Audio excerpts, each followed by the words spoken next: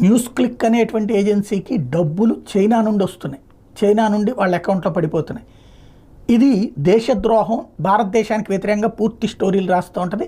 Narrative థింకింగ్తో ప్రజల్ని రెచ్చగొట్టే ప్రయత్నం, అంటే చెడగొట్టే ప్రయత్నం చేస్తుంది. మోడీ ప్రభుత్వానికి వ్యతిరేకంగా జరుగుతున్నటువంటి కుట్ర అనాలా, లేకపోతే దేశానికే వ్యతిరేకంగా జరుగుతున్న కుట్ర అనాలంటే ఎవరి ధోరణి వాళ్ళ.